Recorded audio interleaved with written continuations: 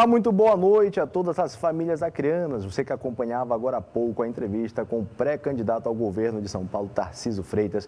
Fique conosco também na programação da TV Rio Branco, com entrevista aqui no Tribuna Livre. Nosso convidado de hoje é o deputado estadual Daniel Zen, que irá responder sobre muitos assuntos em que o povo quer saber. Vamos falar de saúde, vamos falar, lógico, de política, dentre outros temas.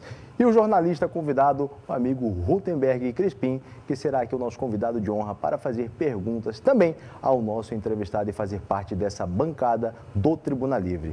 A gente volta já já com o primeiro bloco do Tribuna Livre.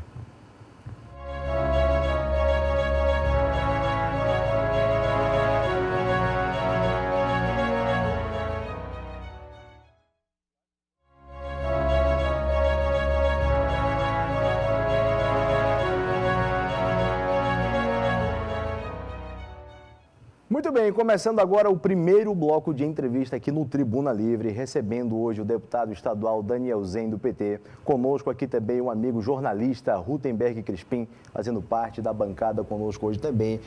O nosso amigo apresentador de todas as tardes aqui na TV Rio Branco, Antônio Muniz, seja bem-vindo. Hoje substituindo o Osmir, que não pôde vir por resolver questões pessoais. Conosco, lógico, o matriarca, o nosso amigo de sempre, Dr. Narciso Mendes, nosso constituinte, que tem toda a honra e todo o respeito nesse programa. A você, telespectador, fique conosco. Começaremos agora. Eu tenho uma honra de fazer essa primeira pergunta a você, deputado estadual. E eu quero saber como foi tratar de uma delicadeza no plenário, na Assembleia Legislativa do Estado do Acre, recebendo as mães que estão nesse momento ainda em luta por reconhecimento da saúde pública do Estado do Acre, para que reconheçam que houve negligência nos atendimentos com as crianças. E aquelas mães, elas conseguiram expor o seu sentimento de luta e até mesmo calar a todos os parlamentares. Porque o que dizer um parlamentar a uma mãe, a várias mães, que ainda não tiveram nem mesmo tempo de chorar o luto, a perda de seus filhos, porque buscam por justiça. Muito bem. Seja bem-vindo ao Tribuna Livre. Obrigado. Olha, sem dúvida nenhuma, foi uma das situações mais delicadas, mais sensíveis pelas quais eu já passei, tenho certeza que os colegas também. E começar dando uma boa noite para todos os telespectadores aqui da TV Rio Branco, TV Cultura. Boa noite, Narciso, Muniz, Rutenberg, para todos vocês. E dizer que realmente não tinha muito o que ser dito naquele momento. O que nós precisávamos fazer e o que a Assembleia se dispôs a fazer era ouvi-las. As mães que, como você muito bem disse, estavam em situação de luta e de luto, chorando o luto dos seus filhos, e, ao mesmo tempo, lutando para ter esse reconhecimento de que o Estado falhou. O Estado, na minha opinião, nesse episódio, sem querer fazer nenhum tipo de caça às bruxas ou apontar erro médico ou qualquer tipo de falha de conduta humana no momento do atendimento, porque as próprias mães fizeram questão de reconhecer a forma digna como os profissionais de saúde as atenderam e aos seus filhos. E quando eu digo que houve omissão e negligência, é no sentido da tomada de decisão estratégica para abrir novos leitos de UTI nesse momento, porque todos os anos, nesse período da chamada estiagem, em que a gente tem esse intervalo grande aí de 6 meses sem chuvas, todos os anos acontece um aumento dos casos de síndrome respiratória, sobretudo em crianças, também em adultos, mas principalmente em crianças. E já se previa que essas nossas crianças de 0 a 3 anos de hoje, nascidas justamente no período do isolamento da pandemia de Covid-19, elas estariam com as suas imunidades mais baixas. Por quê? Porque são crianças que não foram à escola, que não tiveram a chamada imunidade de rebanho à prova, que não adquiriram a imunidade natural para os vírus mais comuns, aqueles que inclusive não se precisa tanto de vacina. Então, haveria de ter tido, por parte do gestor e da Secretaria de Saúde, esse cuidado, essa preparação prévia, dizer, olha, todo ano, nesse período do ano, tem um acréscimo dos casos de síndrome respiratória. Esse ano as crianças estão menos imunes, a imunidade das crianças está baixa. Vamos fazer o quê? Vamos reforçar a escala médica, vamos reforçar o plantão, vamos ampliar leitos, vamos reforçar a compra dos medicamentos mais usados nesse tipo de intervenção, e isso não foi feito. Aquele áudio da diretora do hospital dizendo que há mais de uma semana, 10 dias já tinha sido feita uma reunião, já tinha sido tomada uma decisão, mas que essa decisão tomada não estava sendo efetivada, que era transferir os leitos para o INTO, chamado INTO, aquilo ali é a demonstração cabal de que houve hesitação por parte do gestor e da Secretaria de Estado, e como eu disse, eu não estou querendo atribuir culpa a A, B, C ou D, mas ao governo como um todo, às pessoas, todas elas, a quem competia tomar essa decisão, do governador, à secretária, aos outros gestores. Eles tinham que ter tomado uma decisão. E a demora na tomada dessa decisão, e após a tomada da decisão, a demora na sua implementação foi diretamente responsável pelo óbito, se não de todas, pelo menos de uma certa quantidade de crianças. Então, houve sim omissão, houve sim negligência, infelizmente. Nada do que se diga ou do que se faça agora vai trazer essas crianças de volta, mas é preciso botar os pingos nos is e é preciso dizer as palavras certas.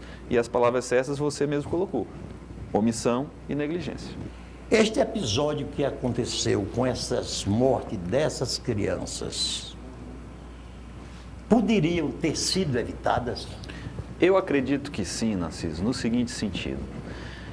Nós fomos até o pronto-socorro, quando recebemos as denúncias, quando soubemos do falecimento das crianças, e aí às vezes as pessoas dizem, estão indo fazer politicagem. Se a gente não vai, dizem que a gente não está exercendo nosso papel de fiscalizar. Se a gente vai, alguns vão dizer que se trata de politicagem. Eu digo e afirmo, não se tratou de politicagem. Nós fomos lá em uma comissão de deputados de todas as colorações partidárias para checar em loco as notícias que estavam chegando a nós pelos nossos eleitores, pelos nossos apoiadores. As pessoas estavam apelando a nós. Não quer dizer que a gente tem que estar lá toda semana, ou todo mês, ou o tempo todo. Não. Nós temos confiança nos profissionais de saúde. Eles têm que ter liberdade para estar fazendo o seu trabalho, para prestar o atendimento à população. Mas quando acontecem intercorrências graves como essa, nós fomos acionados e uma vez acionados, fomos lá para fazer a fiscalização. O que nós nos deparamos? Com o que nós nos deparamos lá, Narciso? Um serviço que não tem a chamada regulação. O pronto-socorro, o hospital de urgência e emergência, ele é, como está dito, um hospital para atender casos de urgência e de emergência. Não é para tratar de casos de ambulatório, consultas de problemas que não tem ali, naquele momento, risco de vida, risco de morte. E lá tem a pediatria, que fica ali na entrada da emergência.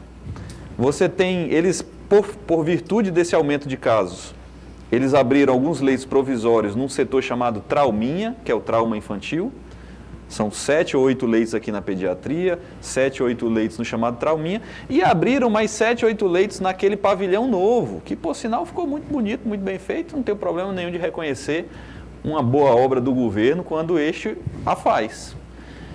E só tem um médico pediatra em cada plantão. Só no deslocamento do médico dos primeiros leitos da pediatria para os leitos do trauminha, para os leitos do pavilhão novo, é quase 1 quilômetro de distância. Quando ele está lá no final, nos 8 leitos finais, se aparecer um caso de urgência, alguma criança chegar com um broncoespasmo, né, com risco de morte, não dá tempo dele voltar aqui para fazer o atendimento, para estabilizar o paciente. Ou seja, é um erro banal, que não precisa você ser da área da saúde pública para saber que aquilo ali está errado. Né? Que precisava pelo menos mais 1 ou 2 pediatras no mesmo plantão, já que os leitos estão desconcentrados em lugares diferentes. Aí você não tem pediatra na UPA. Não tem. Aí você leva lá para a porta do pronto-socorro ou do hospital da criança. O hospital da criança não tem urgência e emergência. Devia ter. Devia ter urgência e emergência infantil. Não tem. Aí tudo que é urgência e emergência vai para o PS. E tudo que não é urgência e emergência também vai para o PS, porque não está tendo escala de pediatria na UPA. Aí você mistura na fila uma pessoa, uma criança, com síndrome respiratória aguda grave, com as crianças que estão com escabiose, com a criança que está com verminose, com a criança que está com dor de barriga, né? E aí virou uma loucura. E não tem classificação de risco. O médico fica ali entre a cruz e a espada, sem saber o que fazer, tentando atender meio que no instinto os casos que são mais graves naquele momento, porque o médico não pode, ele, naquele momento, fazer a triagem, a classificação de risco. Ele tem que ir atendendo quem está chegando, né? Então, uma desorganização, né? Para você ver como é importante a gestão de fluxo, a gestão de pessoas, né? A organização do atendimento. Não é só colocar o médico, o enfermeiro, o técnico de enfermagem, o remédio, a maca, o leito. Não é só isso. Tem que organizar. E essa desorganização foi que causou os óbitos. A falta de leite suficiente, a falta de médico suficiente, a falta de remédio suficiente e a organização desse fluxo. Tivesse organizado, talvez, aí eu não posso afirmar com certeza, porque é cada caso, é a situação de cada paciente, mas talvez, se não todos, uma parte desses óbitos teria sido evitada. Deputado, depois da devida acolhida às mães na Assembleia, a discussão primeiramente lá na Comissão de Saúde, depois em plenário, o que a gente pode extrair como um encaminhamento para a solução desse problema, já que as vítimas já estão aí, né? Infelizmente, as crianças não serão mais ressuscitadas, né? Infelizmente. Perfeito. Agora, o que fazer agora, a partir de agora? Como o Poder Legislativo pode fazer o devido encaminhamento para que a gente não venha a conviver mais com esse tipo de problema? Muniz, nesse caso específico, o Poder Legislativo ele atua como uma válvula de escape para a pressão que a sociedade civil realiza. Ele é o canalizador da pressão. Sim. A sociedade organizada, as mães, as famílias enlutadas, a sociedade como um todo que se revolta diante de uma situação dessa, ela procura uma correia de transmissão para externar esse sentimento, essa revolta, essa indignação. Aonde ela vai? Na casa do povo, nos seus representantes, nos seus deputados, independente se ela votou ou não, nesse ou naquele deputado, é no conjunto do Poder Legislativo que ela encontra guarida, que ela encontra respaldo, porque ela vai reclamar no Estado, o Estado apresenta uma justificativa, ela vai aqui acolá e lá na Assembleia nós não estamos lá para justificar, para encontrar desculpa, não. A gente está lá para receber a demanda e canalizar essa demanda de forma institucional para dizer, Estado, o nosso papel é cobrar. Eu digo, nós não somos parte da solução, não, nós somos parte do problema. A gente tem que expor às escâncaras o problema. A parte da solução é no sentido de que, através dos representantes, a gente pode encaminhar da forma institucional, né? Em forma de cobrança, em forma de recomendação, em forma de indicações, né? Porque esse caso ele não depende de legislação nenhuma. A legislação está posta, o SUS está estabelecido, está instituído. E a forma como ele... ao mesmo tempo. Totalmente, Muniz. Nesse caso, é um caso em que não há diferença de coloração partidária. Todos os deputados que estavam presentes ali naquele momento se solidarizaram com a dor, com a perda dessas famílias, dessas mães, e disseram, gente, o governo precisa tomar providências, assim, assado, cozido, torrado, para poder debelar essa situação de crise, né? Providências foram tomadas, né? Reconhecemos, né? E esperamos que as providências tomadas até aqui sejam suficientes, né? E que o episódio sirva, no mínimo, né, de lição, né, para que o Estado não hesite, não vacile na hora dessa tomada de decisão estratégica. Perfeito. Deputado, só um minutinho, eu vou pedir agora a licença aos nossos amigos. Vamos fazer um rápido intervalo comercial e voltamos já já com o segundo bloco. É rapidinho.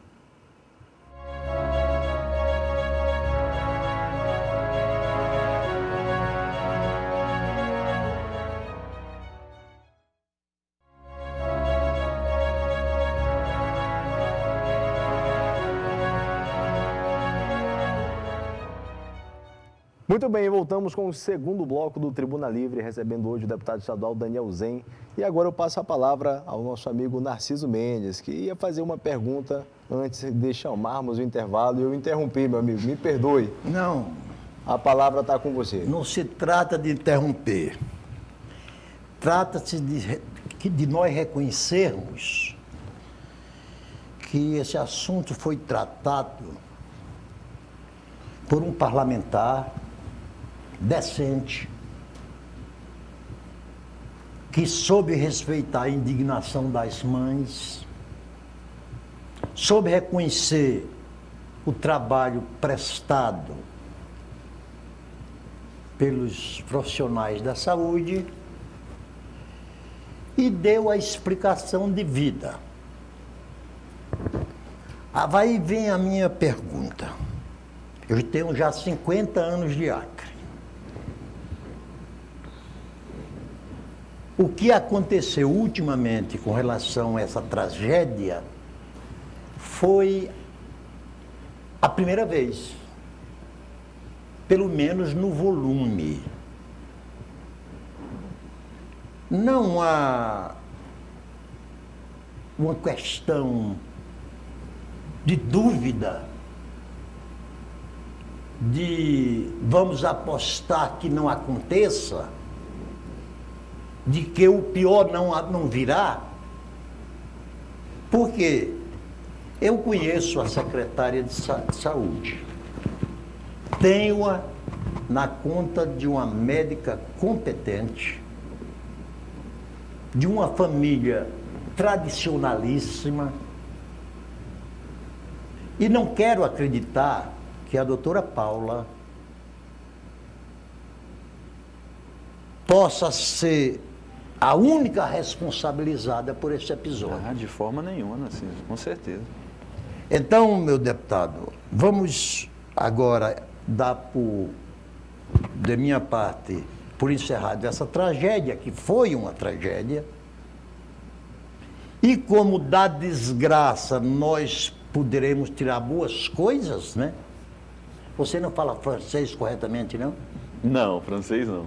Como aqui ninguém fala, eu vou falar uma expressão em francês, só tomara que um ouvinte que saiba falar francês... Vamos internacionalizar o programa. Diz que há quelque chose mal est beau. A desgraça serve para alguma coisa. Então, que esta desgraça sirva de lição para os anos que se seguirão e que nunca mais coisa desta natureza volte a se repetir. Tomara, Narciso. Doutor Narciso, eu pego um gancho, Danielzinho, ainda aqui na fala do senhor Narciso Mendes, e eu pergunto, será que a humanidade realmente tem essa capacidade de aprender com os erros? Nós olhamos para o cenário atual enfrentado no mundo inteiro, uma pandemia, muitas vidas sendo ceifadas pelo vírus da Covid-19, em que todo mundo deveria estar preparado para algo do tipo. Porque se sabe que na história conta que no passado enfrentamos pandemias. E mais uma vez o mundo não estava preparado. Hoje nós enfrentamos uma pandemia, na minha geração foi a primeira vez, e nós não estávamos preparados. A pandemia ainda não acabou. E eu pergunto, onde foram parar as estruturas dos estados, principalmente no estado do Acre, pelo que está acontecendo hoje, esse caos, esse colapso na saúde? Onde foi parar os leitos de UTI? Por que fechar leitos, sendo que o correto, já que enfrentamos uma pandemia, deveria de usar de sabedoria, a sabedoria da prevenção? O senador Eduardo Veloso esteve conosco e em uma de suas falas ele falou, a saúde, o primeiro estágio da saúde chama-se prevenção. Depois é remediar e tratar. Prevenção. E essa prevenção serve como um todo. O que faltou, então, para acontecer essa prevenção, de se prever também que algo poderia acontecer, outra tragédia, outra pandemia, uma epidemia, e realmente aconteceu? E quando chegou a hora do governo, do Estado, mostrar que estava realmente preparado para o que der e vier na saúde pública, porque já tinha insumos, materiais, e aconteceu o resultado final negativo. Por quê?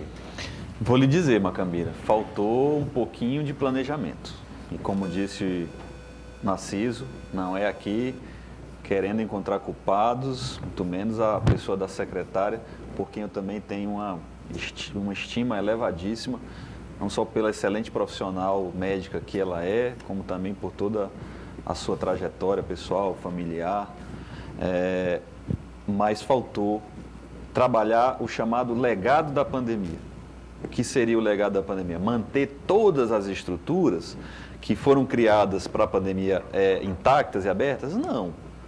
Mas, pelo menos, converter parte dessas estruturas que eram provisórias, que eram temporárias, como o hospital de campanha, os leitos adicionais de UTI, converter parte dessa estrutura em estrutura permanente.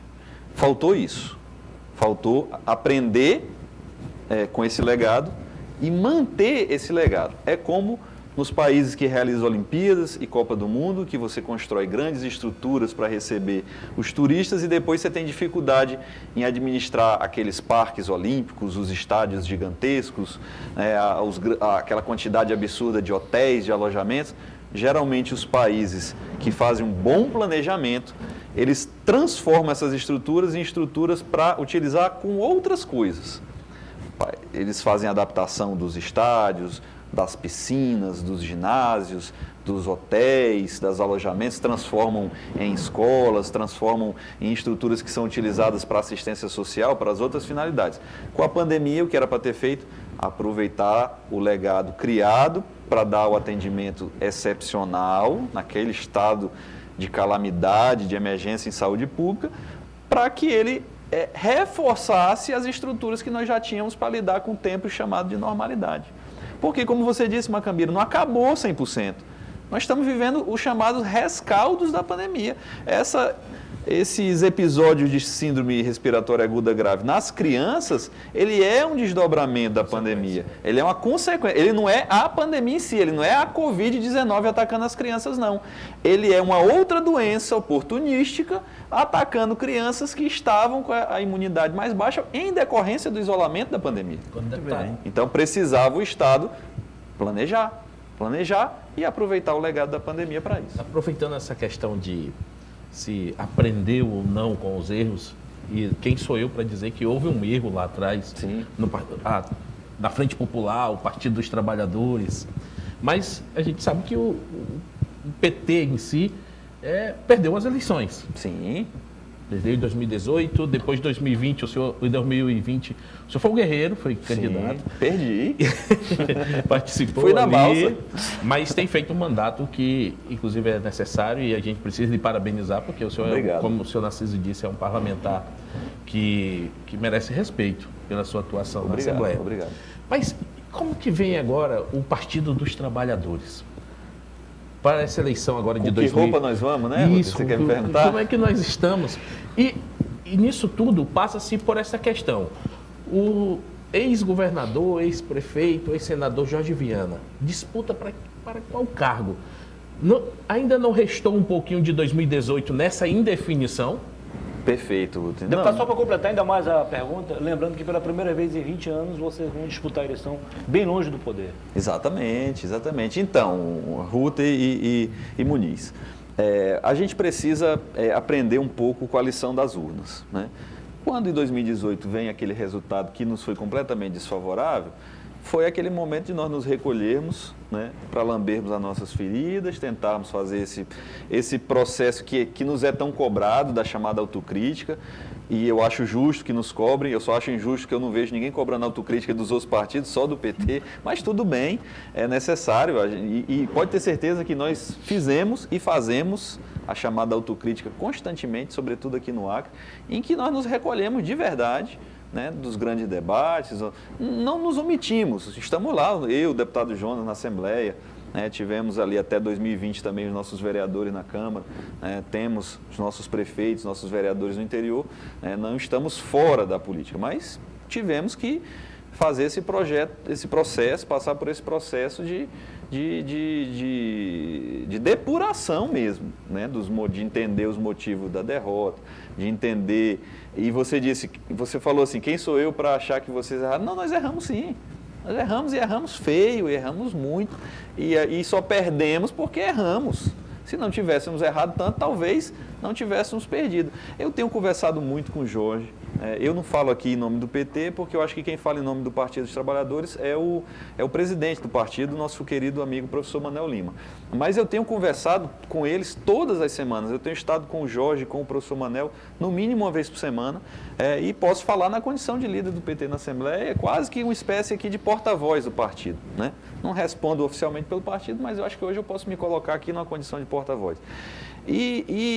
O que nós temos que entender, a partir dessa leitura do recado das urnas, é que nós não estamos com aquela condição de colocar a chapa completa, cabelo, barba e bigode de A a Z. As pessoas estão cobrando muito uma posição nossa para definir, ali o Jorge Viana vai ser candidato a governo ou a Senado. Temos que ouvir as pessoas. Tem muita gente que tem a expectativa de que ele seja candidato a governo, dentro e fora do PT. E tem muita gente que entende que, olha, não, esse não é o momento. Não pode queimar todos os cartuchos, todas as fichas. Vamos colocar o Jorge para ser um candidato ao Senado, porque certamente um senador da República, com a estatura política, a envergadura política de Jorge Viana, ajudaria muito ao Acre e ao Brasil. O que nós está posto, Ruter, é que nós no PT hoje já conseguimos definir algumas prioridades. A primeira delas, colaborar na medida do possível e do nosso tamanho, né, sabedores que somos que o Acre representa ali menos de 1% do eleitorado nacional, mas dar a nossa contribuição com a reeleição do presidente Lula.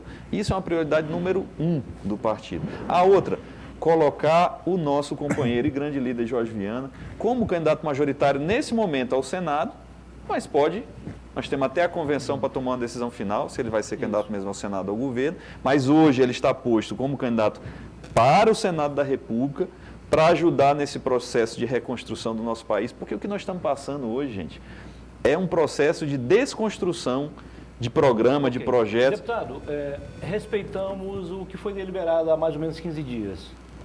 Agora, na sua opinião, não é pensar pequeno para um partido que passou 20 anos no poder e na primeira eleição em que não obteve êxito, perdeu o interesse pelo poder? Não, Muniz, eu acho o seguinte, eu acho que o PT sempre foi acusado do contrário disso que você está falando, de querer sempre tudo, de querer sempre ser o cabeça de chapa, de querer estar sempre liderando o processo, pelo menos nesse nosso campo aqui de pensamento político, chamado campo da esquerda, o campo mais progressista da política. E hoje aqui no PT do Acre nós estamos entendendo, e olha só, não é fácil não, porque tem muita gente que coloca exatamente isso que você está colocando. Olha, quer dizer que depois da primeira vez que não deu certo, aí vocês não vão mais disputar? Ao contrário, nós fomos disputar em 2020. E fomos disputar porque não houve um gesto de quem estava na prefeitura naquela época, eleito junto do nosso lado, de querer estender a mão e dizer assim, olha, vem cá conversar. Quem sabe a gente vai disputar aqui, vocês do PT vão ser nosso vice. Não houve esse interesse da então prefeita, que era a nossa vice-prefeita, de retribuir aquele gesto para conosco. Por isso que eu fui disputar uma eleição de prefeito, Muniz. Não foi para fazer birra ou para dividir a esquerda do Acre, não. É porque não nos quiseram lá.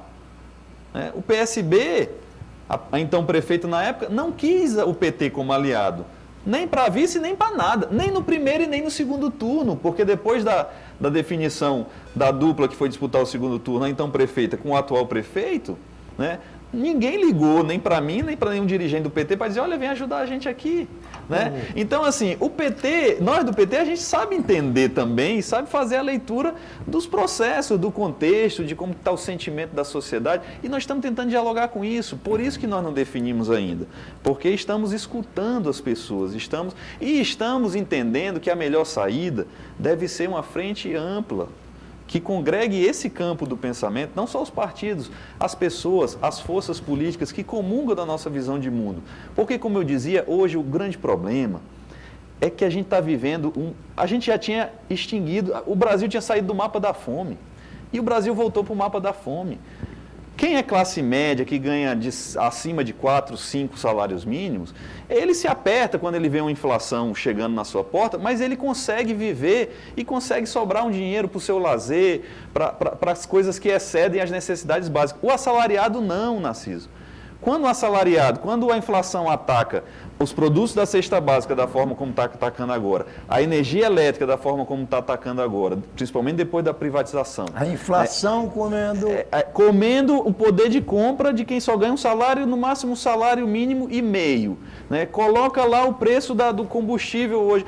Uma pessoa que ganha 5 salários, se ele paga R$ 8,00 ou R$ 8,10 no preço da gasolina, ou R$ 7,60 ou R$ 7,70, não vai fazer tanta diferença. Mas para quem ganha um salário mínimo e o preço da passagem de ônibus sobe toda vez que sobe o combustível, para ele vai fazer falta. Essa pessoa não está conseguindo mais ir dar uma volta no shopping. Essa pessoa não está conseguindo fazer um churrasquinho no final de semana com seus vizinhos ou com a sua família. Essas pessoas já estão vivendo assim no osso.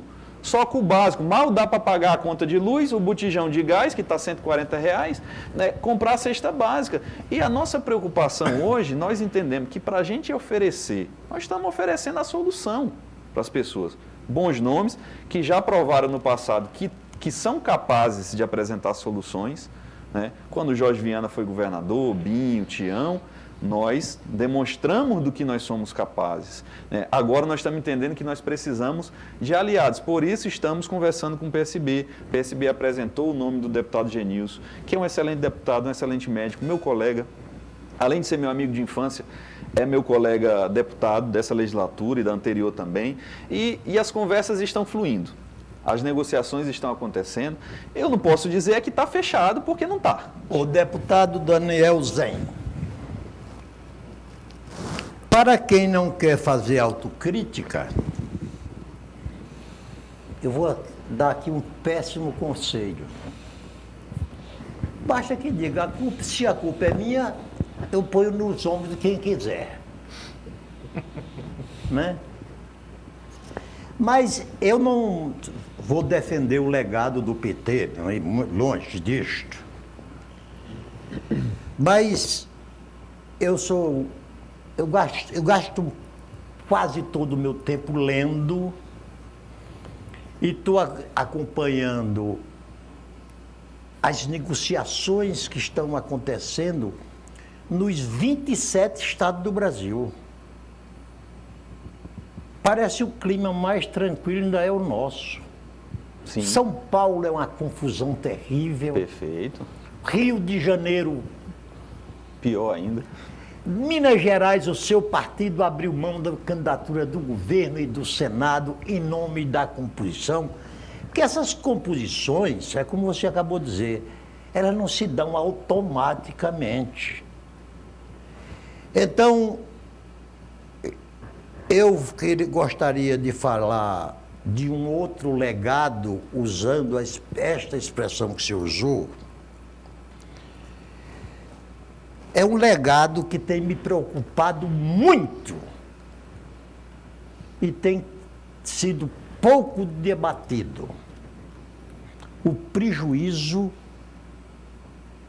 que a educação primária sofreu nos 2 anos da pandemia. Com certeza. Perfeito. Qual será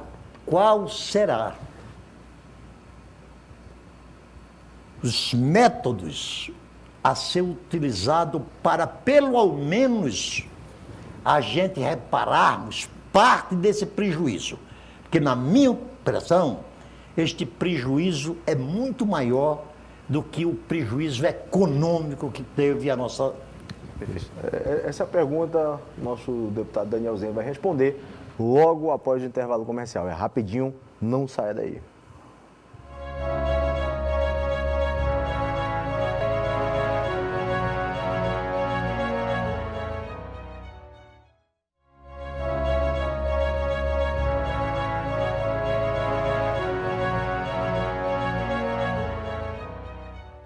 Muito bem, nós estamos de volta com o terceiro e último bloco do Tribuna Livre, na edição desta segunda-feira, dia 27 de junho do ano de 2022. Quero ressaltar aqui a todos os nossos telespectadores. Você acompanhou durante o primeiro e segundo bloco. Rapaz, o nosso artista criando que está conosco hoje de volta, não esteve na semana passada, fez falta, viu? Daniel Cabral, mas hoje já está aqui conosco. Seja bem-vindo de volta ao Tribuna Livre. Daniel Cabral, que está aí fazendo as caricaturas dos nossos convidados do Tribuna Livre, Daniel Zen e Rutenberg Crispim. Obrigado, Daniel, pela presença. E agora, para continuarmos no nosso debate político, eu passo a palavra ao seu Narciso Mendes para que ele reitere a sua pergunta de suma importância ao nosso entrevistado. Eu vou ser brevíssimo, porque eu acho que você já entendeu o sentido da minha pergunta. Perfeito, Narciso. Eu gostaria de saber o que é que este país terá que fazer. Não é só chorar as 669 mil mortes pela Covid. 660 mil mortes pela Covid. O mundo, a quantidade de mortos pela Covid foi de 3% da população mundial. No Brasil morreram 12%. 4 vezes mais o número de mortes. Agora eu quero falar de outro legado. Este sim, igualmente perverso. O prejuízo da educação pública, sobretudo das crianças e dos alunos do chamado primeiro grau. Perfeito, Narciso. Olha só, eu falava da necessidade que o Estado teve e acabou perdendo essa oportunidade de aproveitar o legado da pandemia na área de saúde para transformá-lo, pelo menos parte dele, em algo permanente que ficasse para a nossa população, para reforçar cada vez mais o atendimento de saúde. Na educação não é muito diferente. A perda desses 2 anos de interrupção das aulas presenciais, ela é praticamente irreparável. O que o Estado tem procurado fazer, e que eu acho que não está acertando, é, primeiro, retomar a normalidade com o mesmo ritmo que estava antes da interrupção. A retomada das aulas no segundo semestre do ano passado e no primeiro semestre desse ano, as aulas presenciais, ela aconteceu de forma completamente atabalhoada. Por quê? Porque assim como na saúde, que não soube aproveitar parte do legado para transformá-lo de temporário para definitivo, a educação não soube aproveitar o período de interrupção das aulas presenciais em que eles poderiam ter passado em revista todos os programas, todos os projetos, todos os gargalos, todas as licitações, todos os contratos, o transporte escolar, a alimentação escolar, a reforma de escola, a contratação de professor, o processo seletivo de mediador para os alunos especiais, e nada disso foi feito. Nós tivemos um início de aula em que, olha só, Narciso, as aulas voltaram há 2 meses atrás. Nós já estamos inteirando o 3º mês do semestre letivo e tem escola da zona rural, de Rio Branco e dos municípios, que ainda não começou a aula porque não tem transporte. Quando tem ônibus, não tem o motorista. Quando tem o motorista, não tem o ônibus. Tem escola que está tendo problema ainda com a alimentação, com a merenda. Ah, são todas, hein? Não. Graças a Deus, também pudera. Se todas as escolas tivessem problema de merenda, aí era melhor fechar a porta da bodega e passar a chave para outro. Você tinha programas que financiavam ações específicas, construção de escola, aquisição de ônibus, o PENAT, que é do transporte escolar, o PENAI da merenda, o PAR, né, que era o Plano de Ações Articuladas lá do Ministério da Educação, o CIMEC, que era o sistema onde você cadastrava suas propostas. Tudo isso foi desmanchado para instituir o quê? Uma política de balcão, Narciso. Uma política de balcão em que apenas os amigos dos gestores da ocasião é que tinham acesso ao repasse de recursos por intermédio de pedidos de propina, e deu no que deu essa semana. Você citou o PENAI, que continua ou foi extinto também? Também foi extinto, Muniz, o PENAI, que era o de alfabetização na idade correta, muito bem lembrado. Programa importantíssimo, belíssimo, assim, de uma importância crucial para a alfabetização das crianças até 8 anos de idade, ou seja, alfabetização, para que as crianças estivessem plenamente alfabetizadas na chamada idade correta, né? E aí você transformou tudo isso, todo esse procedimento que havia, todos esses protocolos, esses processos que eram burocráticos, mas que rodavam, você transformou isso na política do toma lá da cá, do balcão. Ou seja, não, eu te libero dinheiro para a sua prefeitura, para a sua secretaria municipal, estadual da educação, mas tu tem que dar uma ajudinha aqui para o fulano, tu tem que dar uma ajudinha ali para o Beltrano, aí pede barra de ouro aqui, pede depósito acolá, obriga a comprar a Bíblia acolá, e aí deu na prisão do ministro dos pastores. A prisão eu achei até abusiva, porque não precisava prender, você só prende preventivamente alguém se essa pessoa tem risco de fugir, se ela tem risco de continuar cometendo crime ou se tem risco de embaraçar as investigações. Acho que não era o caso do ex-ministro. A prisão fez parte da política. A prisão em si já não é o problema, já é uma questão política. Eu, se fosse o juiz investigador, nem representaria para pedir a prisão deles, não. Tem que responder o processo em liberdade, porque a gente não pode confundir as coisas. Eu não posso confundir o fato da pessoa ser meu adversário político com eu querer a desgraça dele, não é isso. Mas, olha só, hoje, ou melhor, nessa semana que passou, veio a notícia daquela interceptação telefônica, ou seja, o ministro foi avisado pelo presidente da República de que ele seria visitado pela Polícia Federal, reforçando aquelas denúncias de que há sim interferência política na Polícia Federal por parte do presidente da República e seus filhos. Ou seja, o Brasil se transformou numa familiocracia em que apenas os interesses dos atuais donos do poder estão prevalecendo às custas da desgraça do povo, como eu disse no bloco anterior, assalariado, que está vendo a inflação corroer todo o poder de compra do seu combalido salário mínimo, né, em prol de manter privilégios dos ricos e poderosos. Deputado, parabéns pela sua coerência em relação quando o senhor falou sobre a prisão preventiva. Não lembro de alguém de esquerda ter se comportado como o senhor. Eu acho que a prisão nesse caso, Muniz, era desnecessária. Tem que investigar, tem indício de corrupção prisão lá preventiva não é prisão punitiva. Não é. Prisão preventiva, você só prende alguém preventivamente. O senhor é. Agora, deputado... Só um minutinho, eu serei breve. Sim. Esta é a maldita herança do lavajatismo. Infelizmente, Narciso, é isso mesmo. Esta é a maldita herança do lavajatismo. E tem herança ainda também, deputado. Não é nada direcionado, é apenas para não prevaricar. Perfeito. Na semana passada, o senhor sofreu uma condenação do Tribunal de Contas da União. Isso. De um processo, ainda quando o senhor era secretário de Educação. Isso. A pergunta é a seguinte, o senhor ia encarar isso com naturalidade ou alguma coisa direcionada, uma vez que o senhor, apesar de não ser candidato a nenhum cargo majoritário, disputa naturalmente a reeleição? Perfeito, Muniz. Olha só, esse processo ele é muito curioso, né? E eu já respondi do período que eu fui secretário de Cultura, ou melhor, presidente da Fundação Elias Mansur e depois secretário de Educação, foram 8 anos, né, ordenando despesa, eu já respondi a 27 processos, graças a Deus, todos eles praticamente devidamente arquivados, e são processos desde prestação de contas, que tem que acontecer todos os anos, da secretaria pela qual você responde, auditorias em convênios, fiscalizações autônomas em contratos, denúncias, até denúncia anônima, sim, que saía em site, os técnicos do Tribunal de Contas iam lá, autuavam aquilo como se fosse um processo, investigava, virava aqueles contratos, aqueles convênios do avesso, e graças a Deus eu nunca tive problema.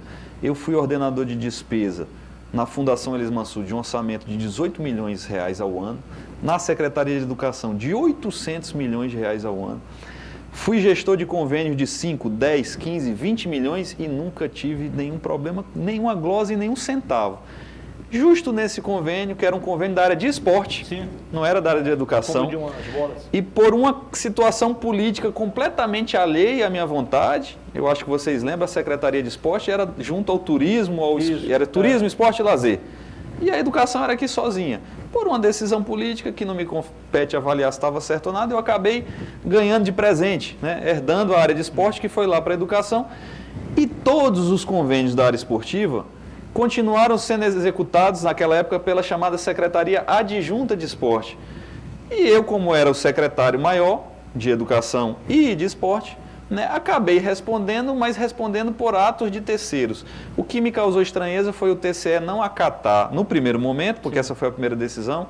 Obviamente eu estou recorrendo disso, porque eu não concordo. Ser um acordo, mas cabe recurso, né? Claro. Cabe. É a decisão original ainda, Muniz, ainda não teve nenhum tipo de recurso, né? Eu estou recorrendo justamente por quê? Porque nesse caso, quem deveria estar respondendo por esses convênios, esse convênio específico, era o secretário adjunto de esporte da época, e não eu. A minha responsabilidade ali era no máximo solidária, ou subsidiária, porque era o gestor maior da pasta e ainda que você não faça nenhum procedimento ali, você como secretário da pasta, você responde por tudo que acontece ali, mesmo que não foi você mesmo que praticou o ato, né? Então isso é um ponto. Tem vários outros pontos, eu vou citar só mais um, né? Mas para dizer que, assim como nos demais 20 e tantos processos devidamente arquivados, em que eu comprovei a minha absoluta lisura, né? Nenhuma prática de nenhum ato ilícito, nesse eu também vou provar, mais uma vez. Você está tranquilo em relação a isso? Muito tranquilo, Muniz, muito tranquilo. Mas tem uma coisa, por exemplo, os valores contestados nesse convênio eram da ordem de mais ou menos 400 mil. E a condenação é de 1 milhão e tanto. Aí você diz, não, mas é juros e correção. Eu digo, mas espera aí, vocês estão cobrando de alguém que está sendo investigado por juros e correção de uma demora que foi o tribunal que deu causa. Porque não fui eu que demorei quase 10 anos para julgar o processo. Foi o próprio tribunal. Então, ainda que eles estejam 100% certos, né, e aí vale ressaltar, ali não está sendo investigado nenhum tipo de desvio, de apropriação indébita, de roubo, de nada. Ele está contestando a forma como foram feitos determinados pagamentos, né? A forma como foi utilizado, ou seja, o objeto do convênio foi realizado. As licitações foram feitas, as compras foram realizadas e ele está contestando a forma como foi executado aquele convênio.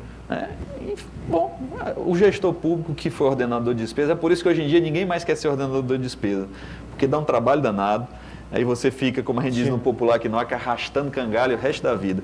Vocês terem ideia, Muniz, o meu último processo, do último contrato que foi fiscalizado da minha gestão lá na Fundação Elias Mansur, ele só foi julgado agora no ano de 2022, e eu saí de lá em 2010, ou seja, eu passei 12 anos me batendo com advogados, com contadores, com auditores de controle externo do tribunal, com processo, para demonstrar algo que está ali, né? Mas faz parte do... Nós que aceitamos assumir uma função de gestor público, de ordenar despesa, de ser um secretário, a gente tem que ter consciência disso, que você pode muito bem passar o resto da sua vida respondendo. Deputado Daniel Zen, eu li um livro e se você ainda não leu, eu o recomendaria. Chamado Assassinato de Reputações. Para mim, o pior dos fenômenos que aconteceu nos últimos 10, 15 anos no nosso país foi a criminalização que foi imposta aos homens públicos. Concordo, Narciso. Então, ou nós paramos com isso, você vê mesmo nesta discussão e na disputa maior do próximo dia 2 de outubro, é a da presidência da República, eu todo dia escrevo um artigo. Se ninguém lê, aí eu digo, para evitar que ninguém tenha lido, aí eu releio o que eu mesmo escrevi. Eu leio também. Eu leio também, eu sou o segundo. Então pronto, já vou... Então já tem 3, que eu também leio isso daí. Então Tá aumentando. o que é que acontece, o deputado? Hoje até é um ato de coragem ser político no Brasil. É verdade, Narciso. Eu me lembro que um político da Bahia, poxa, saiu da minha cabeça, Josafá Marinho. Talvez fosse um dos políticos mais ilustres do meu tempo no Congresso, e ele simplesmente deixou de se candidatar sob a alegação de que não podia viver num ambiente onde todos os seus integrantes eram vistos como ladrões. Então, antes que eu seja apontado por um deles, eu vou desistir da política. E o saldo da Operação Lava Jato, na verdade, foi ter estimulado a criminalização da nossa política. Com toda certeza, Narciso. É aquela história do julga primeiro, acusa depois, né? Quantas prisões espetaculosas nós vimos, quantas buscas e apreensões, às vezes sem necessidade. Ou seja, você tem a espetacularização do processo, do inquérito policial, do processo judicial, e depois parece que o resultado não importa. Se a pessoa foi absolvida, mas ela já foi condenada pelo Tribunal do Povo. E aí não tem quem consiga desfazer isso. Para todos os efeitos, como você disse no título do livro, a biografia dessa pessoa está assassinada. E o Josafa Marinho foi muito feliz naquela época quando colocou, olha, correndo o risco de ser equiparado a tantos outros, eu prefiro sair. E às vezes a gente fica com essa reflexão, Narciso, olha, eu não sou santo, eu não sou um falso moralista, eu não sou um fariseu, eu não me considero um falso nacionalista, desses que pregam aí a defesa da pátria, de Deus, da família, e quando você vai ver no escurinho do cinema, fazem um monte de coisa errada. Eu sou um pecador, né? Eu sou católico, eu sou cristão, eu tenho minha família, eu tenho meus princípios, minhas convicções, mas eu me considero um pecador. Mas ladrão eu nunca fui. Graças a Deus, eu nunca me apropriei de nada que não fosse meu, né? E às vezes na política você é cobrado para você não só ser honesto, mas para você cumprir o seu papel constitucional que as instituições lhe reservam, né? Se você é deputado, aquilo que está lá, você tem que ser um bom deputado, você tem que fazer um bom mandato. E outras funções de Estado são cobradas também por terem um bom desempenho, mas não tem uma cobrança extra. O político, eu falava outro dia com o Muniz aqui na entrevista da tarde, o político, além de ser cobrado para ser honesto e para cumprir bem o seu trabalho, aquele que a lei lhe obriga, ele também tem uma cobrança extra na sua porta todos os dias do seu eleitor. Porque o eleitor, sobretudo num momento de crise como esse que a gente falava, né, de perda do poder aquisitivo do salário mínimo, o eleitor, quando ele está passando necessidade, ele não vai na porta do juiz, ele não vai na porta do desembargador, nem do promotor, nem do procurador de justiça, todos eles que fazem um brilhante trabalho no Estado Democrático de Direito, que tem uma função que é indispensável, mas eles não têm a pressão do eleitor à sua porta. E nós, deputados, principalmente vereadores, os parlamentares aqui do andar de baixo, mais até do que os parlamentares do andar de cima, deputados federais e senadores, nós temos o eleitorado todos os dias pedindo para a gente, para ajudar a comprar o sacolão, para ajudar no remédio, para ajudar numa passagem, porque às vezes ele vai lá no TFD e ele não consegue a passagem dele para fazer o tratamento fora do domicílio, ele vai atrás do seu deputado, para ajudar a pagar o talão de luz, né? E a gente às vezes se desdobra. Na verdade, no talão de luz, eu acho que todo mundo está pedindo ajuda. Todo mundo, Macambira, né? Mas para você ver como a cobrança do político, ela vai além do normal, porque, olha, você tem que ser honesto, ok. Você tem que cumprir o seu papel lá na Assembleia, na tribuna, os seus projetos de lei, ok. Mas você também tem uma carga adicional aqui. E fora isso, ainda tem essa pecha, né, que é muitas vezes colocada, claro, muitas vezes em virtude do mau comportamento de alguns colegas, mas de outro lado também por conta disso que você falou, Narciso. A politização da justiça, a judicialização da política, a espetacularização do processo, o assassinato de biografias. Muito bem. Deputado, peço licença ao senhor e a todos os nossos participantes da bancada do Tribuna. Nós vamos chamar aqui o nosso artista Daniel Cabral, Daniel que fez aí a caricatura dos nossos convidados. O Crispim já recebeu a dele, então já faz praticamente parte dessa bancada fixa, o nosso amigo Crispim. E aí a caricatura do deputado Daniel Zenho. Aí eu pergunto, parece ou não parece, Daniel? Saí meio marrento aí, né? Olha aí. Muito obrigado, meu xará. E para darmos continuidade, encerrando mais essa edição do Tribuna Livre, eu passo a palavra, os agradecimentos finais do nosso amigo Crispim. Quero agradecer principalmente ao deputado Daniel Zenho por esse bate-papo tão interessante, por esses esclarecimentos que o senhor fez para a nossa população. Agradecer aos companheiros Muniz, seu Narciso, Macambira. Muito bom estar aqui e dizer ao deputado Daniel Zenho que quem não sabe, Daniel Zenho Muniz é um atleta de primeiro. Sim, eu sei. Ele corre maratonas, viu? Sei. E que nessa maratona da vida Deus possa lhe abençoar e dar muita saúde e sabedoria para o senhor. Amém. Muito obrigado. Doutor Narciso Mendes, suas considerações finais. Não tenho consideração, mas só agradecer porque, como eu hoje sou um elemento apartidário e interessado pela política, eu sempre que converso com o Daniel Zenho, eu aprendo alguma coisa. Perfeito. E esse exemplo que ele deu de ter sido contra a prisão de um ex-ministro às vezes, por uma delação ou por uma denúncia infundada, que sirva de exemplo para a irresponsabilidade do passado e para evitar as irresponsabilidades do futuro. Perfeito. Antônio Muniz, suas considerações finais, meu amigo. Muito obrigado à audiência de todos, muito obrigado à oportunidade que você nos dá. Foi um prazer estar aqui com o doutor Narciso, com o Crispim, e dizer que o nosso convidado especial, mais uma vez, nos honrou e nos deixou ainda maior com esse debate acalorado em alguns momentos. E é isso, a democracia precisa disso, né? A democracia precisa e deve ser exercida em sua plenitude. Foi um prazer tê-lo conosco, deputado. Obrigado. Deputado, a palavra é toda sua. Eu só quero agradecer Narciso, Muniz, Rutenberg, Macambira, todos vocês, nossos telespectadores aqui. Eu sei que o Tribuna Livre ele tem um público cativo, né?